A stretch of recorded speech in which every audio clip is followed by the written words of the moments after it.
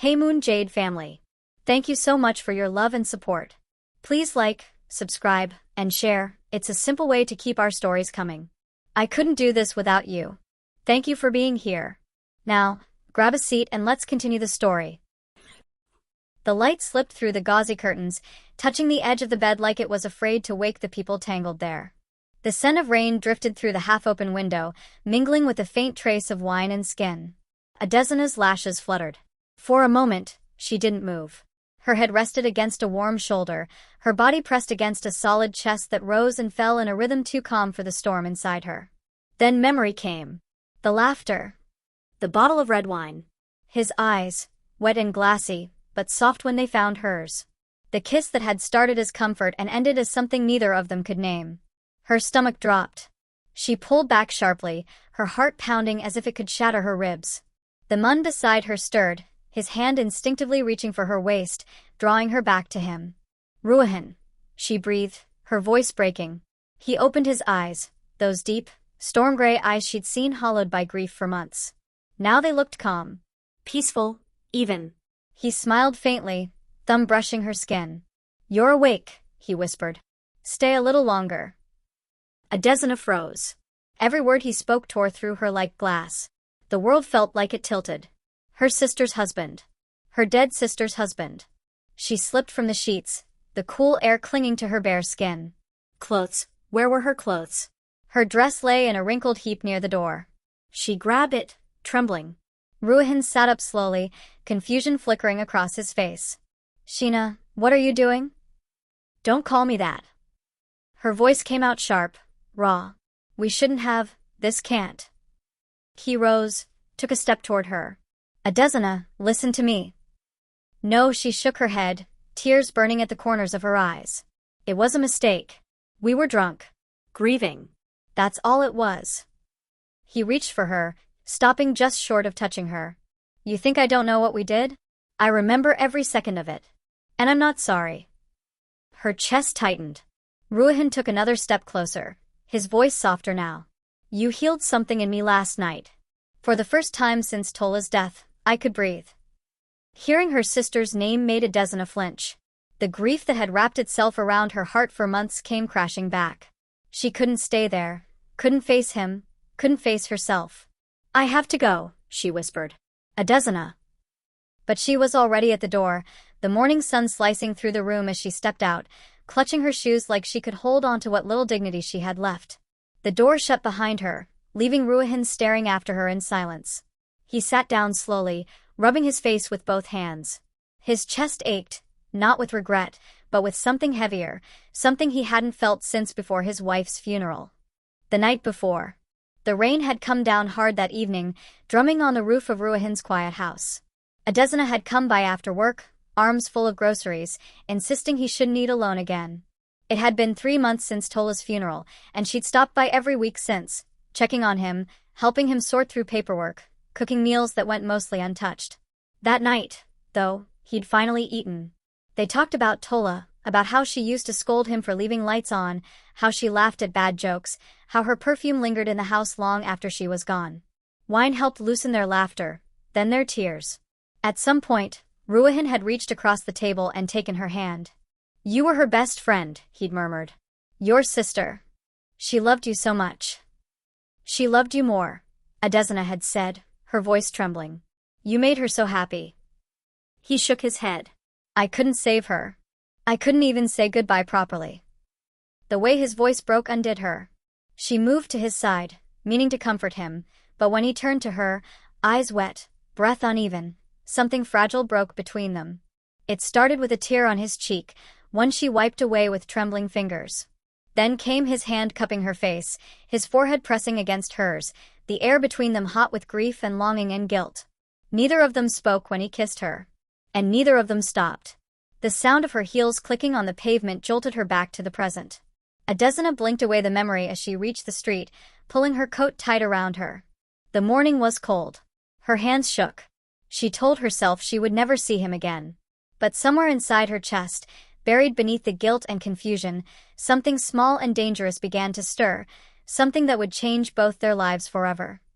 3 months had passed, But Adesina still couldn't step into a rainstorm without feeling sick to her stomach.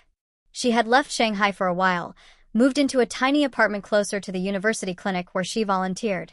Her life became a loop of muted colors. Wake up, work, sleep, repeat. It was easier that way, easier to bury herself in other people's pain than face her own. But the memory of that night lingered. The warmth of Ruihan's arms, the quiet way he had whispered her name, the broken way he'd said Tola's.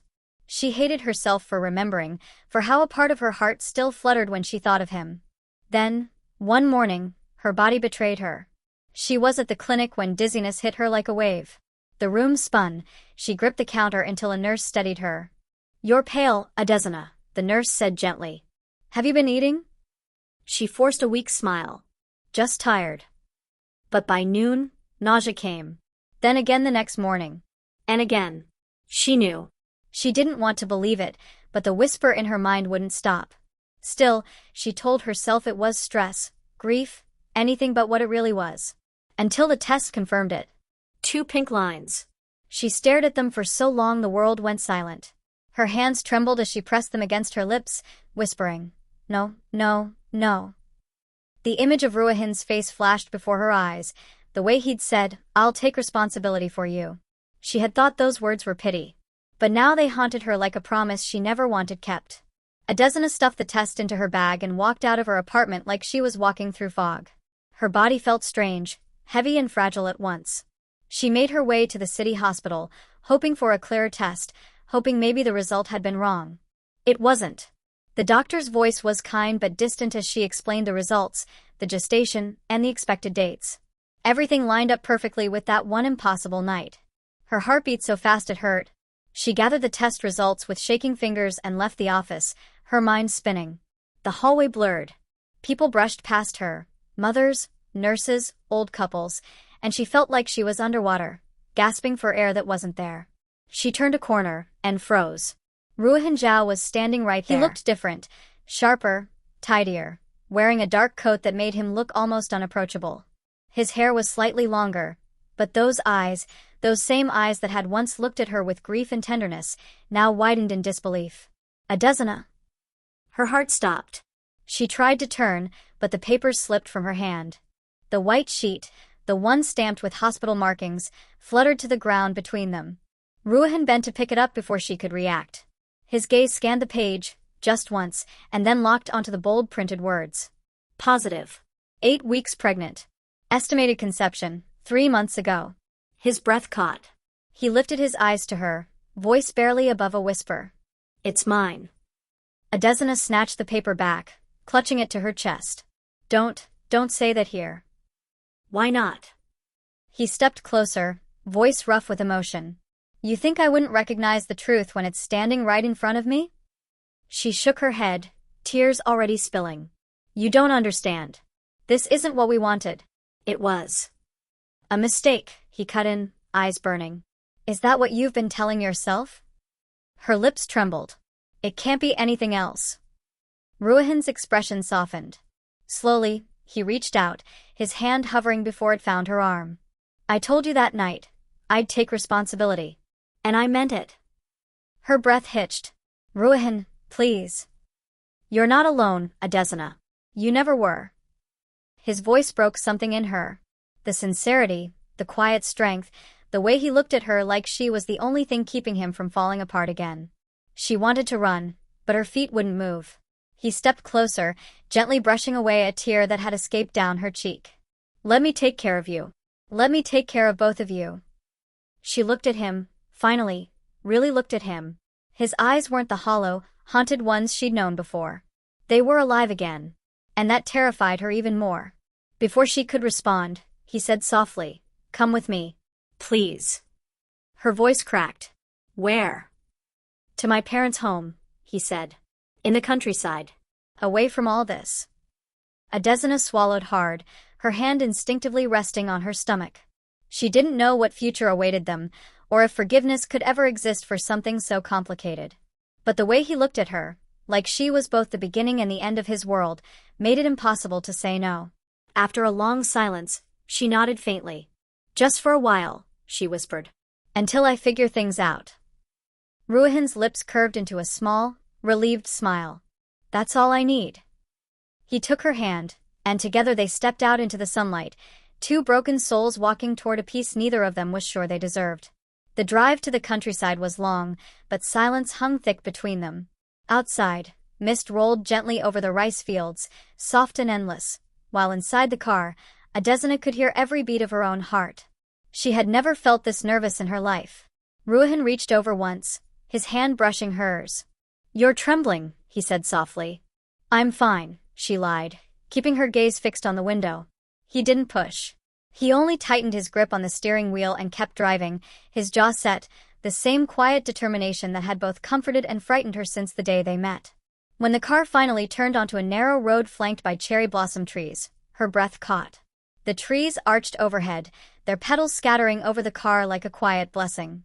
It looked like something out of another world, peaceful, detached from all the grief and confusion that had filled their lives. "Almost there," Ruhan murmured. His parents' home sat at the end of the lane, a wide, wooden house built in the old style, surrounded by vegetable gardens and small ponds. Smoke curled gently from the chimney, and a small dog barked as they parked. An elderly man stepped out first, tall, still strong, his eyes clear and sharp. Behind him came a woman, petite, warm-faced, wiping her hands on her apron. "Baba." "Mama," Ruhan said, bowing slightly before his father embraced him tightly.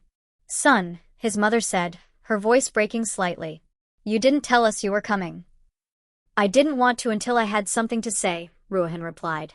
He turned toward Adesina and took her hand, threading their fingers together. "This is Adesina. You know who she is." The air seemed to still. His parents' faces shifted, shock, confusion, and then the quiet understanding that only years of living could bring. His mother stepped closer first. "You are Tola's sister," she said, voice trembling. Adesina bowed her head. "Yes, ma'am. I'm sorry. I didn't mean for any of this to happen." There was a long silence. Ruhan's father's face was unreadable, but his mother suddenly reached out and took Adesina's hand. "I can see it," she said softly. "The grief on your face, the same one my son wore for months. If fate brought you here, maybe it's not something to fight." Adesina looked up in disbelief. "You're not angry?" His mother smiled faintly. "Grief makes people do things they never planned. But love heals the parts that grief destroyed. If you've brought peace to my son, then you are welcome here." Ruhan's father finally stepped forward. He studied her for a long moment, then nodded once. "You look at him like you've already chosen him. That's enough for me." Tears stung her eyes before she could stop them. Ruhan squeezed her hand gently. For the first time since that night, Adesina felt like she could breathe. They spent the afternoon together, talking over tea and dumplings. His mother asked about her family, about her plans, and though it was awkward at first, it slowly began to feel natural. Like she belonged there. When the sun dipped behind the mountains and the fireflies began to dance outside, Ruhan's parents retired early, leaving the two of them alone in the quiet house. Adesina stood by the window, watching the moonlight spill across the tatami floor. "They're so kind," she whispered. "They've always believed in forgiveness," Ruhan said behind her. His voice was low, husky in the stillness. "I didn't think they'd take it this well." "I didn't either." She turned to face him. The soft lamplight traced his jaw, the faint shadow of stubble, the weariness in his eyes that still hadn't fully faded. "You've been through so much. So have you." He stepped closer, slow and careful, like approaching something fragile. "When I lost Tola, I thought I'd never smile again. Then you started coming around, helping, cooking, sitting in silence with me. I didn't realize you were saving me." Her breath hitched. It wasn't supposed to happen like this. "I know," he said. His hand reached for hers. "But it did. And I don't regret it." Their fingers intertwined. The silence between them deepened, but this time it wasn't heavy. It was warm, alive, trembling with everything unsaid. He lifted his hand to her cheek, his thumb brushing away the tear that had slipped free. He murmured, her name like a prayer. "I'll take responsibility. I told you that. But it's more than that now. I want to be with you. Not because of guilt, but because I can't bear the thought of you not being near me." Her heart ached with how gently he said it.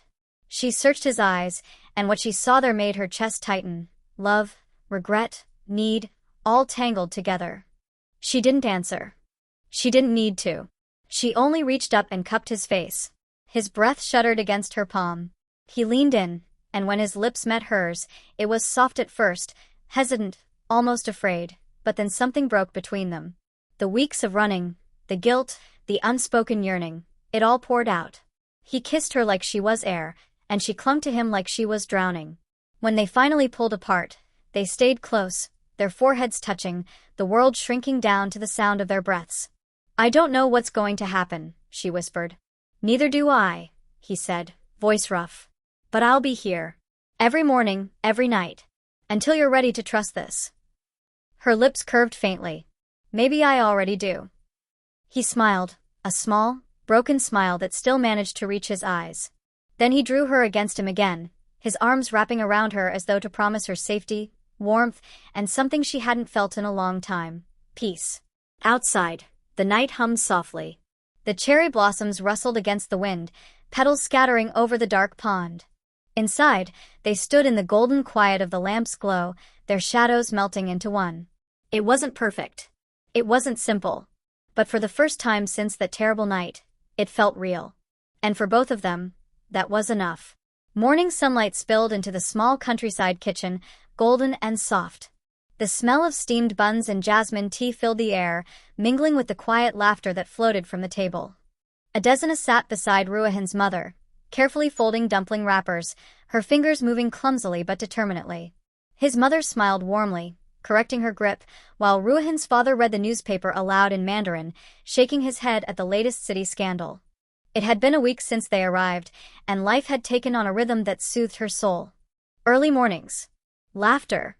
Long walks through the fields. Evenings spent watching the sunset with Ruihan's hand wrapped around hers. For a fleeting moment, she had almost forgotten the chaos that had brought her here. Almost. She glanced up as Ruihan came in from outside, a basket of fresh vegetables in his hands, his shirt damp with the morning dew. He grinned when he saw her. "You look like you belong here," he teased, setting the basket on the counter. "Maybe I do," she replied softly. His mother caught the look that passed between them and smiled to herself, pretending not to notice as she turned back to the stove. After breakfast, they decided to drive into the nearest town to buy groceries and baby things, diapers, vitamins, maybe even a few little outfits, though Adesina was barely showing yet. The town was lively, vendors shouting in Mandarin, stalls spilling with fruit and spices, the smell of roasted chestnuts drifting in the air. Adesina walked beside Ruihan, her arm brushing his, her heart light. "I missed this," he said suddenly. "Missed what?" "Just normal things. Going out, buying food, having someone by my side." Her chest tightened at the quiet honesty in his voice. She smiled faintly. "Then let's buy everything on the list. Even what we don't need." He laughed, and for a moment, everything was perfect. Until a familiar voice sliced through the air. "Can you believe it? I told him I died, and he still tried to reach me." Adesina froze. The bag of apples in her hand slipped, scattering across the concrete. Her breath stopped in her throat. That voice, no, it couldn't be. It couldn't. She turned slowly. There, across the narrow market lane, stood a woman with deep brown skin and familiar curls, hidden under expensive sunglasses. Her laughter was light, careless, cruel. She wore a sleek designer dress and held onto the arm of a tall, impeccably dressed man who was clearly wealthy. "Tola?" Adesina whispered. Her heart lurched violently against her ribs. Ruihan turned too, his body going rigid beside her. The woman, her sister, continued talking to the man beside her, oblivious to their presence. "I just had to fake it," Tola said, flicking her hair. "I was tired of living like a peasant's wife. I wanted a real life, with real money. It's not like Ruihan could ever give me that. Poor man still thought love could buy happiness." The man laughed indulgently, kissing her cheek. "And now you have both, darling." Ruihan's hand clenched around the grocery bag so tightly it tore. Adesina's knees nearly gave way. The noise of the market faded into a blur.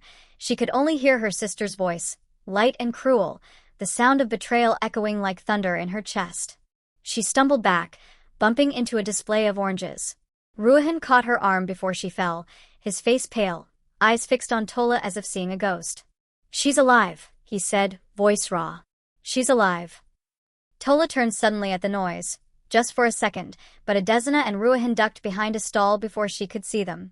Her laughter carried over again, fading as she and the Mun walked away down the street. When they finally dared to breathe, Adesina's whole body was trembling. Did we just hear right?" she whispered. "Yes," Ruhan said hollowly. "She faked her death." Her eyes filled with tears. "How could she? We mourned her. We buried her." He didn't answer. He just stared in the direction Tola had gone, his jaw tight, his knuckles white. The drive home was silent. When they arrived, his parents were sitting on the porch, shelling peas. They both looked up immediately. "What happened?" his mother asked, alarmed by their pale faces. Ruhan sat down heavily, running a hand over his face. "We saw Tola." The peas fell from her mother-in-law's hands. "What?" Adesina nodded, her voice breaking. "She's alive. We heard her talking. She said she faked her death because she wanted to leave him. Because he was poor." Silence swallowed the courtyard. His father stood slowly, his face darkening with a quiet fury Adesina had never seen before.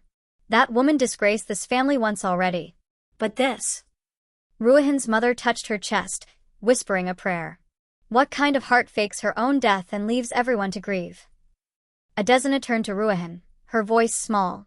Do you hate me now? Because she's my sister?" He looked at her sharply. No, he rose to his feet, his expression fierce and wounded all at once. "Don't ever say that again. You're not her. You never were." "But she hurt you. She made you." "She's the past," he said firmly. "You're the reason I survived the past." Her tears spilled freely now. She reached for him, and he caught her hand, pressing it to his chest. "Adesina," he said quietly, his voice rough with emotion. "You saw who she really is. And now you know why I love you, because you are everything she wasn't." That night, Ruhan stayed up late on the porch, staring into the darkness. Adesina sat beside him in silence, the wind whispering through the trees. "Do you think she'll come back?" she asked finally. "She will," he said. "People like Tola always come back when their lies catch up with them." He turned to her then, his hand finding hers again. "But when she does, I'll be ready." The moon rose high over the countryside, casting pale light over their joined hands, a promise made in quiet defiance of a past that refused to stay buried. Neither of them knew it yet, but the peace they'd built was already beginning to tremble. And the storm was closer than they thought. The days after the market incident moved like a dream Adesina couldn't wake from. Tola's laughter still echoed in her head. The way she'd spoken so easily about faking her death, abandoning everything, leaving behind the people who loved her, it made Adesina's stomach twist every time she thought of it. At first, Ruhan had been quiet but gentle, holding her close when she cried, rubbing her back until she fell asleep. But as the week went on, something in him began to change. He became distant. His smiles were shorter, his words fewer. Some nights, she'd wake to find him sitting outside alone, the glow of his cigarette burning faintly in the dark, his eyes lost somewhere beyond the horizon. She knew what haunted him. It wasn't just anger. It was humiliation. He had loved Tola. He had mourned her. He had almost destroyed himself trying to live without her. And now, to find out that she'd been alive, laughing, rich, and heartless, it was too much for anyone to carry. One evening, as they sat at the dinner table, Adesina reached for his hand. "You haven't eaten properly in days. Please, Ruhan, talk to me." He looked up, his expression unreadable. "What do you want me to say?" "Anything. Just don't shut me out." His hand tightened around his chopsticks. "I thought I'd buried her. But now I realize I buried myself with her too. Every piece of me that loved, that trusted." He stopped, shaking his head. "Maybe that's why I'm scared." "Scared," she whispered. "That you'll regret me," he said softly. "That one day, you'll look at me and see nothing but the Mun your sister threw away." Tears welled in her eyes, but her voice was steady. "I don't see that Mun. I see the one who stayed when everyone else left. The one who held me when I was breaking. The one who loves with everything he has, even when it hurts." His gaze softened then, but only for a moment. He stood abruptly and walked out into the night, the screen door creaking behind him. That night, she cried quietly into her pillow. The baby kicked faintly for the first time, and she placed her hand over her belly, whispering, "It's going to be okay. Your father just needs time." And he did. 3 days later, Ruihan returned from a trip to the nearby city. He'd left early in the morning without a word, and she'd spent the whole day worrying. When he finally came back, there was something different about him. He walked in, dusted from travel, his hair mussed by the wind, but his eyes were bright again, alive with purpose. He found her in the garden, watering the vegetables his mother had planted. When she looked up, startled, he smiled faintly. "I needed time to think," he said. "And I realized something." She set down the watering can. "What?" He walked toward her, the late afternoon sun catching the edge of his jaw. "That life doesn't wait for the past to heal before giving you something new. And I've already wasted enough time." Before she could respond, he dropped to one knee. Adesina froze, her breath catching. "Ruihan." He took her trembling hand in his voice low but sure. "I've loved you in silence. I've loved you through guilt, through grief, through everything I didn't understand. But now I know exactly what I want." Her vision blurred with tears. "I don't want to keep running from what we are," he said. "So I'll ask once, and only once. Adesina, will you marry me?" She laughed through her tears, covering her mouth. "Now? Like this?" "Yes, now," he said, smiling for the first time in days. "Before I lose the courage to ask." Her heart beat wildly. She thought of everything they'd been through, the night that started it all, the pain, the love, the second chances. Then she nodded, tears streaming down her cheeks. "Yes," she whispered. "Yes, Ruihan, I will." He stood and pulled her into his arms, holding her so tightly she could feel his heartbeat against hers. "Thank you," he murmured, "for giving me another chance at life." They went to the courthouse the next morning, just the two of them and his parents as witnesses. The ceremony was simple, quiet, but when the official pronounced them husband and wife, Adesina felt something inside her settle. For the first time, she wasn't running. That evening, they returned home to his parents, who welcomed them with laughter, red envelopes, and a small feast. The old house glowed with warmth and celebration, and Adesina thought it was the happiest night of her life. Until Ruihan stood up and cleared his throat. "There's something I need to say," he began, his tone shifting. The room grew still. His parents exchanged a knowing look, but Adesina could only stare, her heart starting to race. He turned to her, his gaze gentle but serious. "You once told me you didn't care if I was poor, that we could work together to make a future. That you didn't need money to love me." "I meant it," she said, confused. "I know," he replied. "But you should also know the truth." He took a deep breath. "Adesina, I'm not poor." She blinked. "What?" "I'm not poor," he repeated softly. "My name is Ruihan Zhao, the same Ruihan Zhao the business papers call the vanished heir of Shanghai." Her breath caught. He went on, his voice calm but tinged with regret. "When I met Tola, my parents were worried she only wanted my wealth. They asked me to live a year as an ordinary man, to see if she would stay without the money. She didn't. She left. But when I met you..." He stopped, stepping closer. "You stayed. Even when I had nothing." Adesina could barely process his words. Her mind spun. The mansion he'd never spoken of, the quiet confidence he carried, the way he handled every crisis with calm precision. It all made sense now. "Why didn't you tell me sooner?" she asked in a whisper. "I needed to know you were here for me," he said. "Not the name. Not the power. Just me." Tears blurred her vision again. "You didn't have to test me, Ruihan." "I know," he said softly. "But I wanted to be sure. I've lost enough to lies." For a long moment, silence filled the room. His parents watched quietly from the table, smiling faintly. Finally, Adesina reached for his hand. "It doesn't change anything," she said simply. "You're still you. And I still love you." Relief flooded his face. He pulled her close, resting his forehead against hers. "You don't know what that means to me." That night, after his parents went to bed, Ruhan stood by the window of their room, watching the moon rise over the fields. Adesina joined him, wrapping her arms around his waist from behind. "You really are full of surprises," she murmured. He chuckled, turning to face her. "And you're the best one life ever gave me." She smiled, resting her head against his chest. "So, what happens next?" He kissed her hair, his voice low. "Next, we go back. To Shanghai. I'll introduce you to the world, not as my grief, but as my wife. Outside, the countryside slept in peace. But inside, a quiet fire began to burn, one that would soon light the path to their new life. Neither of them knew it yet, but the past wasn't finished with them. And in the glittering city that awaited, old ghosts were already stirring. The city skyline shimmered like glass and gold as their car pulled into the private entrance of the Zhang International Tower. It had been 2 months since their quiet wedding, and Adesina could still barely believe the world she'd stepped into. Ruihan's world. Servants bowed as they entered, greeting him as Chairman Zhang, and her as Madam. The sound still startled her every time. She'd thought wealth was loud, flashy, overwhelming. But Ruihan's power was quiet, deliberate, like the Mun himself. And as the night of the banquet approached, the night he would officially reintroduce himself to society and present his wife, she realized that this was more than a party. It was his return from the dead. And the beginning of their real life.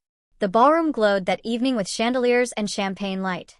Every influential family in Shanghai was there, business moguls, diplomats, old friends who had thought Ruihan long gone. The air was heavy with perfume, diamonds, and whispers. Adesina stood before the mirror in their suite upstairs, dressed in a deep crimson silk gown that shimmered with every movement. Her hair fell in waves down her shoulders, her skin radiant. She looked regal, terrified, but regal. Ruihan entered quietly behind her, adjusting his cufflinks. For a moment, he only looked at her, his reflection meeting hers in the mirror. "You're breathtaking," he said. She smiled faintly. "And you look like a man who's about to change everything." He came up behind her, resting his hands on her shoulders. "We already did."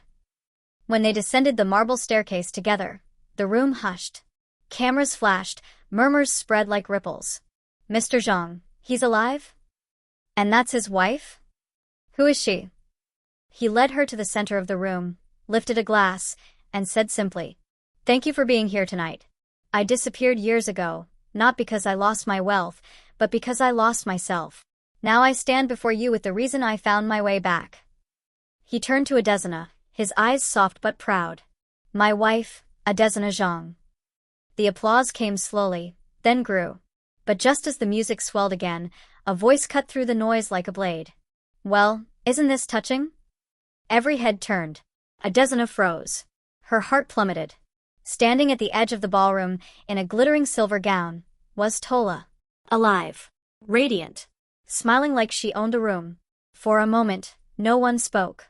The resemblance between the sisters was undeniable, and the shock on every face was instant. "Tola," someone whispered. She stepped forward, her smile tight and theatrical. "Oh, don't look so surprised. Did you really think I was gone forever?" Her eyes gleamed as they landed on Ruihan and Adesina. "And you, my darling husband, what a way to move on." Gasps rippled through the room. Adesina's hands shook. "Tola, don't." "Oh, please," Tola interrupted, laughing bitterly. "Don't act innocent. You took everything from me. My husband, my life. You faked your death." Ruihan's voice thundered through the hall, silencing the crowd. "You left me. You left everyone." Her expression flickered, but she quickly composed herself. "Lies. He's trying to make himself the victim." She turned to the guests, voice rising. "I was manipulated. My own sister seduced my husband while pretending to grieve." The room erupted in whispers. Adesina's face burned, her throat closing up. But Ruihan didn't waver. He reached into his suit pocket, took out a small device, and pressed a button. Suddenly, the huge screen behind the stage lit up. The sound of Tola's voice filled the room, a recording from the market. "I just had to fake it. I was tired of living like a peasant's wife. I wanted a real life, with real money. It's not like Ruihan could ever give me that. Poor men still thought love could buy happiness." The room went dead silent. Tola's face drained of color. That's not. "And this," Ruihan said, clicking again, "is footage from the security camera that day." The image appeared, Tola laughing with a rich mun, speaking boldly about faking her death. By the time the clip ended, the crowd had turned. Whispers changed. Pity turned to disgust. The rich man she'd been with, a CEO's son, stepped forward, pale. "You lied to me. You said your husband died in an accident." Tola's voice cracked. "Wait, listen." But he was already backing away. I can't be associated with this. He turned to the press and said coldly, "She's nothing to me." Security moved forward as reporters swarmed. Tola's mask crumbled completely. "Ruhan, please. You don't understand. I did it for us." "There was never an us," he said quietly. "Not anymore." She lunged forward, desperate, her voice breaking. "Adesina, you're my sister. Tell them I didn't mean it." Adesina stood frozen, tears in her eyes. "I wish I could," she whispered. "But you meant every word." In a moment of chaos, Tola tried to rush toward her, screaming, "If I can't have any of it, neither can you." Security caught her before she reached them. The room was filled with shouting, flashing lights, the sound of heels and handcuffs. When the noise finally faded, Ruihan turned to Adesina, his hands gently cupping her trembling face. "It's over," he murmured. She nodded slowly, tears falling freely. "She was my sister. And you did what she couldn't," he said softly. "You found love in truth." The guests began to applaud again, not for spectacle, but in solidarity, applause for the truth that had come to light and the courage it took to face it. Ruihan turned back to the crowd and simply said, "Now you know everything. Tonight, I don't stand here as a man who lost, but as one who learned that love is stronger than deceit." He looked at Adesina. "My wife taught me that." That night, after the banquet, they drove home in silence. The city lights blurred past, the storm finally behind them. When they arrived at their penthouse, Ruihan took her hands again, pressing them to his lips. "I'm sorry you had to face that." "She made her choices," Adesina said quietly. "And I made mine." He smiled faintly. "Do you regret any of it?" "Not for a moment," she whispered. "Because it brought me to you." He kissed her then, softly but deeply, the kind of kiss that sealed everything they had fought for. Months later, Adesina gave birth to twins, a boy and a girl. They named them Tian and Lara, symbols of heaven and renewal. In their garden, Ruihan often said, "We've seen death, deceit, and love rise again. And still, we're here." And she would smile, her heart full, their children laughing under the cherry blossoms. Far away, in a quiet women's prison, Tola sat in her cell, her eyes fixed on a small photograph she had stolen from the tabloids, Ruihan, Adesina, and the twins smiling under the spring sun. Her lips curled into a cold, thin smile. "Enjoy your happy ending," she whispered. "For now."